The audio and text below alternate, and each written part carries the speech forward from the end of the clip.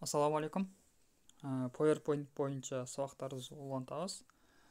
PowerPoint ондай белгісін басабыз. Басқаныңызда мондай терезе келеді. Бұл жерде біздің мұрынқы іштеген презентацияларымыз ушул жерде тұрады. Анан біз жаңа түзүш үчүн бұл жерде плюс басқычын басабыз. Кызылмен бояп койдум. Бастық. Басқандан кейін, андан кейін бұл жерде қаласақ, ушуларды біз тандап алсақ болот. Керек болса біз пустая презентация дегенди басабыз. Басқанда ол жерден нет спасибо деген басабыз. Биринчи бет ачылат. Анан біз көбүнчө сабактарга презентация түзүш үчүн биринчи бетин біз жазышыбыз керек. Бул жерде тема деп жазабыз. Мисалы үчүн заголовка слайд дегенде 2 жолу баса турган болсок, жазган ачылат. Бул жерден бир тема деп жазам.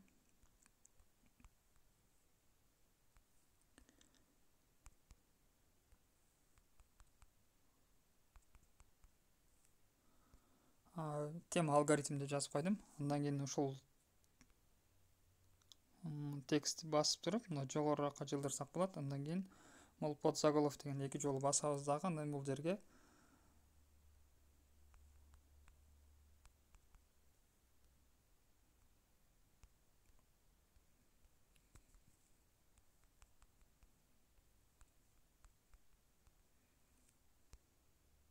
Кубатов Нуралы дедим.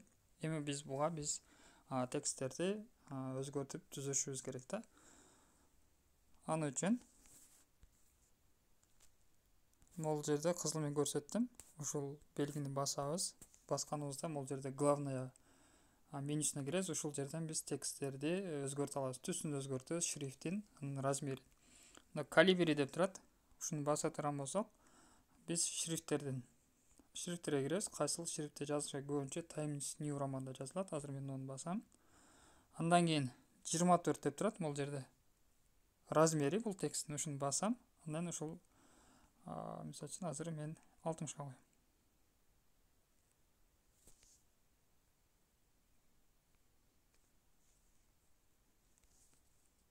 Размерин бастым. Андан кийин ушул жерден мен 60га койдум. Чоңойду. Анан бул калибри деп турат. Ушуну басып туруп башкага коем. Өзгөрдү. Андан кийин цвет шрифта деп турат. Ушул белгини баса турган болсок, биз түстөргө киребиз. Ушул жерден биз каалаган түстү коебуз. Мисалы үчүн мен кызылды коем. Анан бул жерден Ж дегени бул жирный кылат, К деген курсив кылат.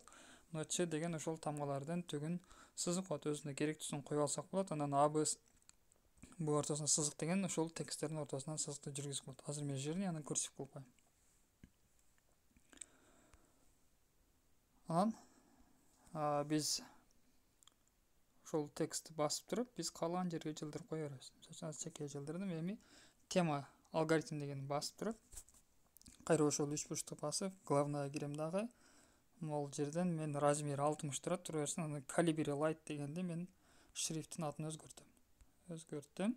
Анан размерин бир аз чоңойтуп коебуз. 80 кылдым. Анан жирный, курсивный кылып коем. Цветин өзгөртөм. Цвети бул жерден мол цветти болсун. Болду. Бизге азыр ушулар эле керек. Андан кийин эми биз биринчи бет бүттү. Эми экинчи бетти түзүш үчүн биз мол белгини басабыз. Мол жерде бизде кошу бар, ошол бизге кошумча бетти түшүрөт да. Ушуну бастым. Бизге экинчи бет келди. Анан экинчи бетте биз сабактын максаты деп коебуз. Мол жерде 2 жолу басам.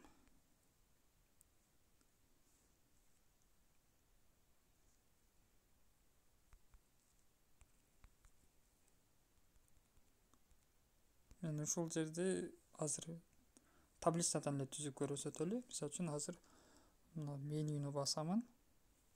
Меню дегенде бул жерди түшүнөсүздөр да. Менюну басам. Анан ушул жерден главное деген жерди баса турган болсок, бул жерде бизге кошумча менюлар ачылат да. Ушул жерден вставить деген бар. Ошону басам. Андан кийин бул жерде таблица дегени басам. Азыр мага таблица түштү бул жерден.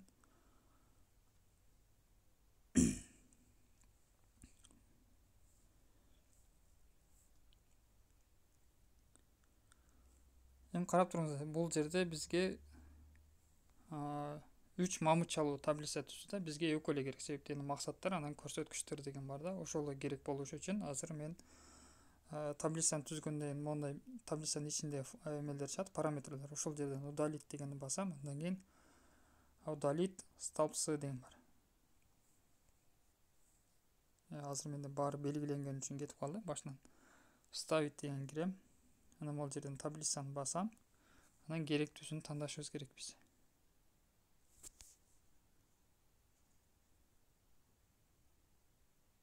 Керектүүсүн муну кызылды азыр мага 3-чү мамытча керек эмес да. Мага экөө эле керек, экөө эле керек. Ошол себептен мен 3-чүнү тандайм дагы, бул жерден 3-чүнү. Анан бул тоголок турат. Ушу тоголокту ылдыйга тартам дагы, бул жерден удалить деген бар. Ушуну бастырып, удалить столбцы деген бар. Бассам, бул жерден бирөөнү кетирип салды да. Андай мен бул жерге сабактын максаты деп жазам.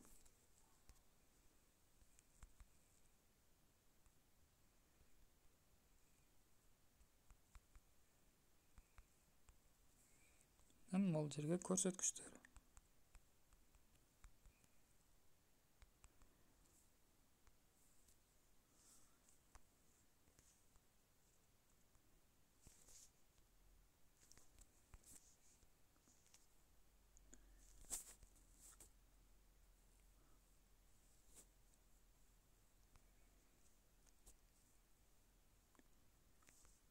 Эми кайра ушул таблицаны бир басып, бул бурчекти баса турган болсок, бул эме чоңойот да таблица.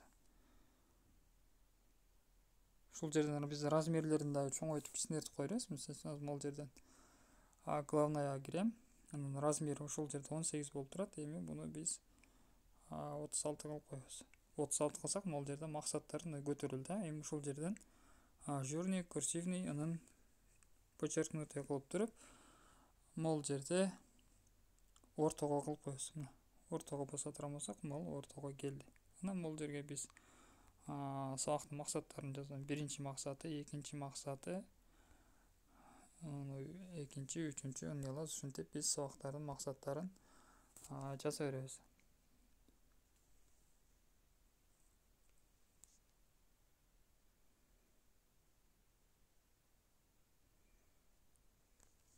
Азыр бизде эки гана таблица, биринчи, экинчи максаты үчүнчүсүндө жок болуп калды. Эми үчүнчүнү кошуш үчүн кайра ошол жерде меню баскычын басабыз. Анан вставить деген бар. Ушуну тандайбыз. Анан бул жерде вставить сверху, снизу, слева, справа деп турат. Ушуну снизусун тандай турган болсок, мына көрүңүздөр, түккө дагы бир бул жерден сапчаны кошуп берди. Анан ар бирине кирип туруп, биз өзүбүз ушул жерге сабактын максаттарын жазабыз. Мисалы үчүн азыр бирөөнө кирдик, ушул жерге биринчини деп жазабыз. Анан экинчиге киребиз, анан үчүнчүгө, анан көрсөткүчтөргө ушинтип кирип жаза беребиз. Эми ушул менен биздин сабактын максаттарын жазып бүттүк. Бул жерден дагы бир барак кошобуз. Анан бул жерге биз сүрөт алып келебиз. Сүрөт алып келиш үчүн вставкага кириштин кереги жок. Үчүн бул жерде белгиси турат. Муну менен сүрөт кошобуз. Муну менен фигураларды кошо алабыз да. Анан муну менен биз надпись, тексттер алабыз. Ушулар менен биз сүрөт эмелерди алып келсек болот. Мисалы үчүн муну бассам, картинкасы. Бул жерден телефондун бул эмесине, памятине кирет да, телефондо кандай сүрөттөр бар. Ошол нерселерди биз алып келишибиз керек. Ар ким өзүнүн эмесине кирет, бул жерден папкаларына. Ушул жерден биз сүрөттөрдү алып келебиз.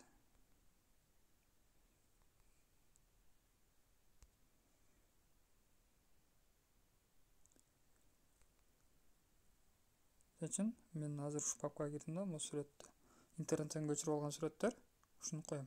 Мына сүрөт келди. Анан бул сүрөттү бул жерге биз жазып коебуз.